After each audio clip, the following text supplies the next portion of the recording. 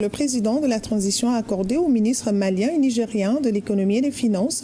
Ces derniers se sont réunis ici à Bamako pour harmoniser les politiques économiques des pays membres de la Confédération des États du Sahel en privilégiant le développement endogène. Il était donc opportun pour eux de faire le compte-rendu de cette rencontre au président de la transition, le général d'armée Assimi Goïta. Pour plus de précisions, écoutons le ministre délégué auprès du Premier ministre nigérien.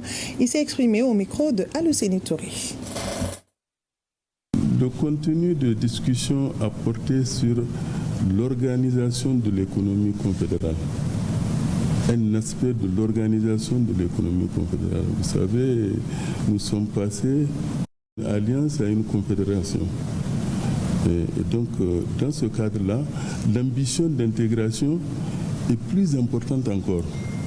Nous avons des richesses dans notre confédération, nous avons le pétrole, nous avons l'or, nous avons le bétail, nous avons le niébé, nous avons l'ail, nous avons l'oignon. Notre mission en tant que ministre de l'économie et des finances, dans le cadre de ce processus-là, c'est vraiment d'œuvrer pour que l'économie confédérale soit une économie intégrée. Et dans ce cadre, Son Excellence, Monsieur le Président de la Transition, chef de l'État, nous a donné une orientation très précise. Il s'agit de construire l'économie confédérale sur la base de la logique du développement endogène. Donc vous voyez par exemple, si vous prenez la balance commerciale de tous les États, les produits pétroliers constituent le premier poste. Nous importons des produits pétroliers, alors qu'avec l'industrie pétrolière du Niger, nous produisons des produits pétroliers. Donc nous voulons, à travers ce genre de rencontre, corriger un peu ce paradoxe pour réorienter une bonne partie de la demande de produits pétroliers de notre économie confédérale vers l'industrie pétrolière du Niger qui est en plein essor.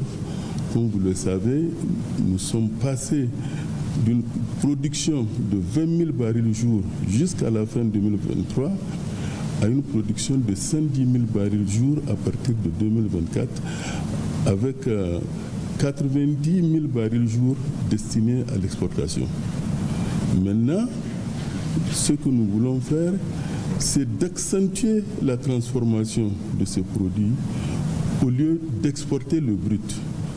Et dans ce cadre, c'est tout à fait normal que nous échangeons au niveau des ministres de l'économie et des finances pour bien évaluer la demande et tenir compte de la demande pour augmenter les capacités de production de l'industrie pétrolière du Niger.